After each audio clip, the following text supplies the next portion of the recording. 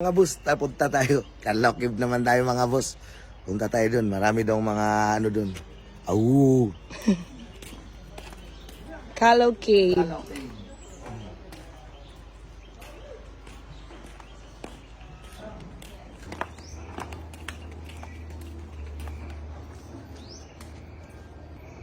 Before pa pala natin marating yung cave, akit po tayo ng 108 first. 184. Every 15 to 30 steps, may mga benches naman para makapag na paglaka. Okay, thank you. May project tayo, boss. May project tayo mamaya. Titingnan natin kung kikita tayo mga boss. Tara. Haba. So you can 184. step slowly but surely. Okay, thank you.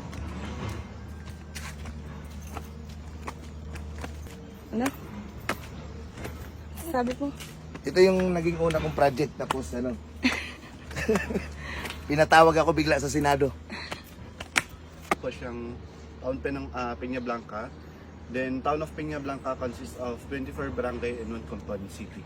So that city, we call that Tuguegarao City po. Okay. So yung mountain naman po na yan po yung lower part ng Sierra Madre Mountain po natin. It's start from Aurora Province down to Santa Ana po. Yan yung ilog na yan yung pinakanawan na river, the longest and the widest river in the whole Philippines, and one of the tributary of Cagayan River. Okay. Ay, success.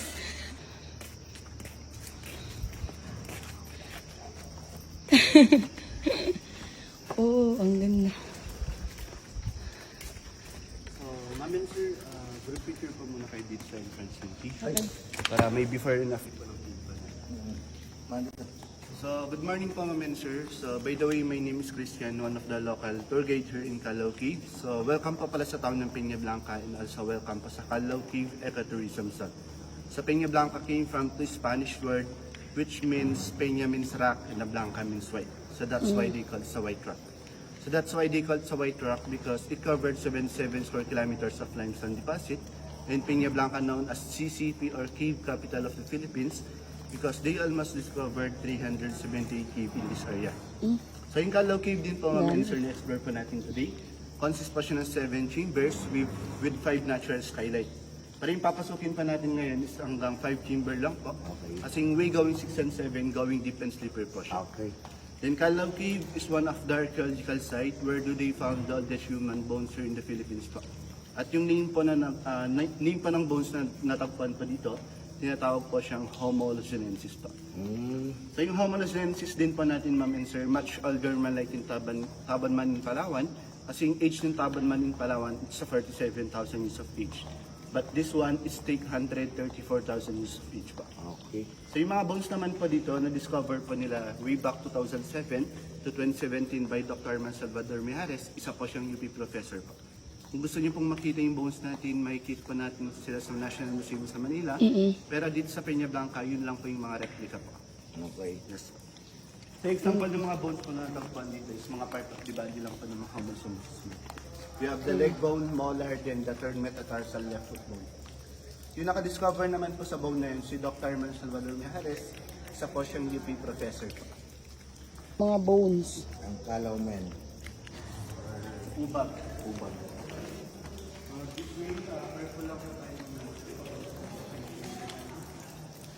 First natural skylight. So yung skylight po, yun po yung nagbibigay liwanag sa loob ng cave po natin. Then napapansin niyo po yung mga puwan po na yan. Yung mga puwan po na yan, bali isa po siyang chapel.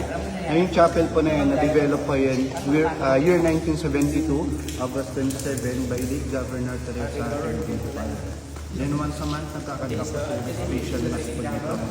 Then sa tourist story naman po, 11 couples na din po yung ginanap na kasalan po dito. Bali, dito ginanap yung shoot nila dyan, like Chris Saxibea Alonso way back 2013 po.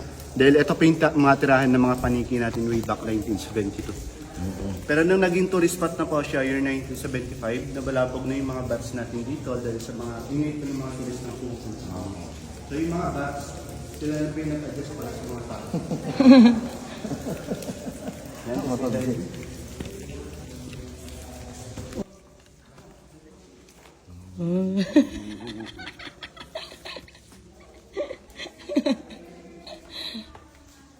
Tago. Tago-taguan. Sino yung kasama mo? Tara guys, dito na tayo.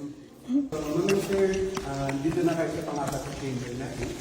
Then, fourth chamber, this is the first natural skylight po. So, yung fourth chamber naman po natin, tinatawag po siyang cream room area dahil pa sa rock formation po ng 3 scoop of melting ice cream po. Oo nga. May maging scoop. It's combined vanilla and matcha flavor po siya. Then, dito naman sa may side, nakikita natin yung 3 Matcha kings rock flavor formation daw. po. First is kneeling, second one is offering, third is always riding on the camel po.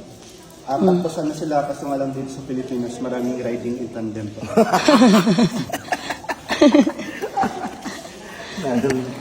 Okay, dito part po mga ma'am and sir, papakita ko lang po yung example ng mga buhay na limestone po dito. Kasi dito mapapansin nyo sa ibang limestone natin, medyo patay na po siya dahil kulay green na po. So once ay nalawan natin yung limestone, dapat ganito po yung kakalabasan mo. Oh, ang ganda. May kinang. Kikinang po siya. Then kaya namamatay yung mga limestone po dito kasi yung mga limestone po natin is mga sensitive pa sila. Mas hawakan po natin, mamatay po sila. Ayan, Kasi tayong mga tao is acidic tayo din. Marami tayong oil. ayan o, may kinang. So yung tawag sa limestone na yan is crystallized limestone po. Kaya tawag din po siyang shimmering crystallized limestone. Oo nga. Na-amaze ako doon bigla. Ganda. So ito na rin. Dahil yung fifth chamber natin marami pa siyang mga plants. Yung fifth chamber natin tinatawag po siyang jungle area dahil sa mga different rock formation pa na makikita nyo dito. Free imagination po. Kung mapapansin nyo naman yung butas ng fourth chamber natin, it's like This is the fourth chamber. Po. Oo nga. Medyo tabingi lang po siyang tignan. Once na tignan natin, ma'am and sir, dapat tabingi rin yung ulo natin sa magiging perfect siya. Heart chamber ng fourth. Heart chamber. Dapat doon heart chamber. And this is the fifth chamber.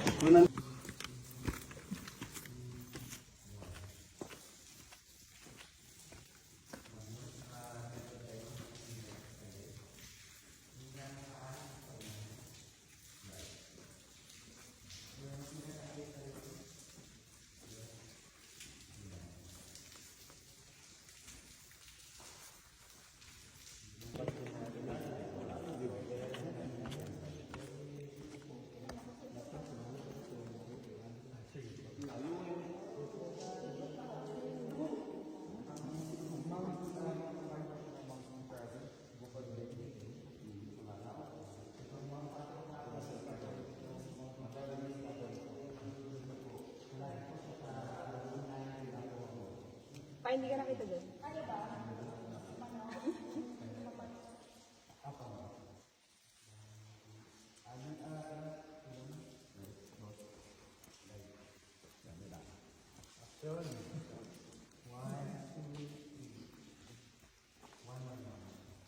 Ayan, bili tayo ng souvenir. Bili natin si Madam ng souvenir. Si Madam, ano nga po pangalan mo? Shirley po. Ayan, kapag pupunta po kayo ng Calao Cave, bibili kayo sa kanila ng souvenir. Ayan, magaganda yung mga t-shirt prints ng ano nila. Ayan na lang, medium yan. Ang ganda ng medium t-shirt ng ano. Ayan. Ayan, bili natin. Ayan, ang gaganda ng t-shirt. Yung mga souvenir din sila ng ano, ganda. Mga ref magnets po. Mga ref magnet.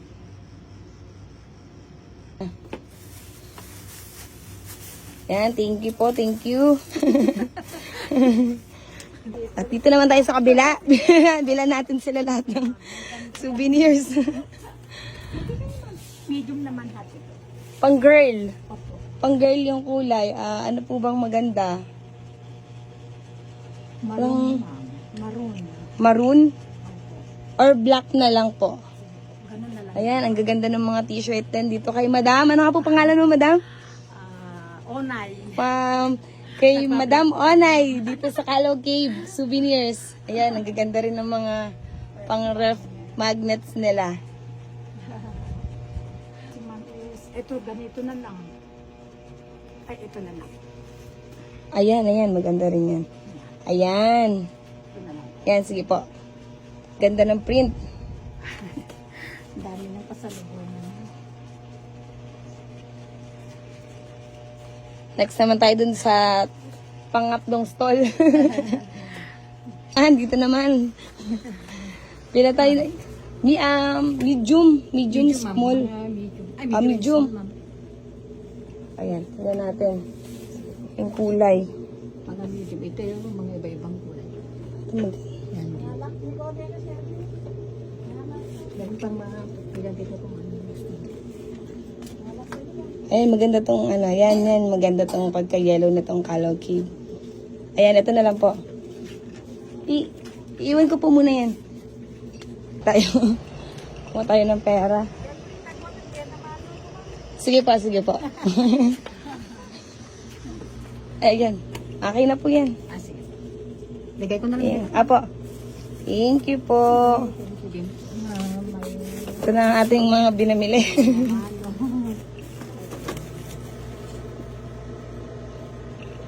Ayan, ang gaganda, oh.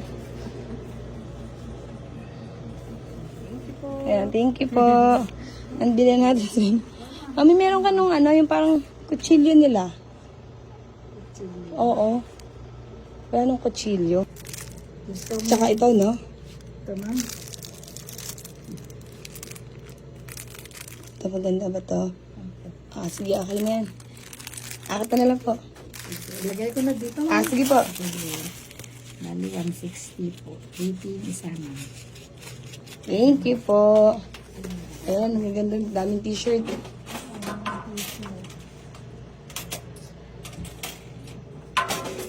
Ayan, bili na po kayo kay ma'am. Yan naman, o. Kasi, ma'am. Ano nga po pangalan niyo, ma'am? Temi, ma'am. Emmy. Yes po. Thank you po.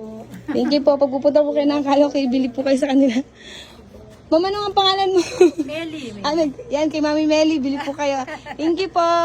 Thank you po.